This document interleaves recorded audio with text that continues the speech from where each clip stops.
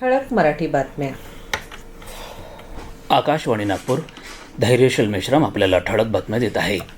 भारत सरकारचे आयुष मंत्रालय, अखिल भारतीय आयुर्वेद महासंमेलन यांच्या संयुक्त विद्यमाने उद्या दिनांक 25 ते 28 फेब्रुवारीला बुलढाणा जिल्ह्यातील शेगाव इथं 4 दिवसांचा राष्ट्रीय आरोग्य मेळावा 2026 आयोजित करण्यात आला आहे. या मेळाव्याचं उद्घाटन राष्ट्रपती द्रौपदी मुर्मू यांच्या हस्ते होणार असून महाराष्ट्राचे राज्यपाल आचार्य देवव्रत, मुख्यमंत्री देवेंद्र फडणवीस, उपमुख्यमंत्री एकनाथ शिंदे, सुनेत्रा पवार आणि केंद्रीय आयुष मंत्री प्रतापराव जाधव आणि इतर अनेक मान्यवर उपस्थित राहणार आहेत. त्यानंतर राष्ट्रपती द्रौपदी मुर्मू जामठा येथील विश्वशांती सरोवर परिसरात दुपारी 4 वाजता ब्रह्मकुमारी संस्थेच्या एकता आणि विश्वासातून महाराष्ट्राचा सुवर्णकाळ या राज्यस्तरीय अभियानाचा शुभारंभ करतील. आज नागपूर महानगरपालिकेची विशेष सभा रेशीमबाग इथं कविवर्य सुरेश भट सभागृहात पार पडली. या सभेमध्ये स्थायी समितीतील 16 सदस्य, परिवहन समितीचे 12 आणि 10 विषय समित्यांमध्ये सदस्यांची निवड करण्यात आली. विशेष सभेच्या अध्यक्षस्थानी महापौर नीता ठाकरे होत्या. यावेळी उपमहापौर लीला हातीबेड, मनपा आयुक्त डॉक्टर अभिजित चौधरी आणि निगम सचिव डॉक्टर रंजना लाडे उपस्थित होते.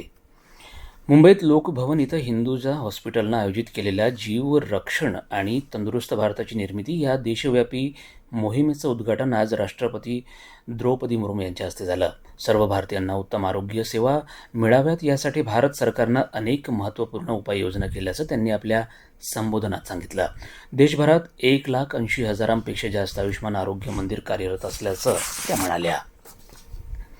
भंडारा जिल्ह्यातील नोकरी इच्छुक युवक युवतींसाठी पंडित दीनदयाल उपाध्याय विशेष रोजगार मेळावा उद्या सकाळी 11 ते दुपारी 3 या वेळेत सम्राट पृथ्वीराज चव्हाण शासकीय औद्योगिक प्रशिक्षण संस्था तुमसर इथं आयोजित करण्यात आला आहे. या मेळाव्यात नामांकित कंपन्यांमार्फत 96 रिक्त पदांसाठी थेट मुलाखतीद्वारे भरती होणार असून इच्छुकांनी आवश्यक कागदपत्रांसह उपस्थित राहावं असं आवाहन जिल्हा कौशल्य विकास कार्यालयाने केलं आहे. डिजिटल युगात वाचन संस्कृती टिकवण्यासाठी राज्यात नवीन ग्रंथालयांना प्रोत्साहन देण्यासाठी ही मागणी चंद्रपूरच्या खासदार प्रतिभा धानोरकर यांनी मुख्यमंत्री देवेंद्र फडणवीस यांच्याकडे केली आहे. आगामी अर्थसंकल्पात नवीन ग्रंथालयांच्या अनुदानासाठी विशेष तरतूद करावी, तसेच बंद पडलेल्या ग्रंथालयाचे थकीत अनुदान तातडीने द्यावे अशी मागणी त्यांनी केली. यामुळे ग्रामीण भागातील विद्यार्थी आणि वाचकांना लाभ होऊन राज्यातील वाचन चळवळ बळकट होईल असा विश्वास त्यांनी व्यक्त केला. याबरोबर हे ठळक बातमीपत्र संपलं.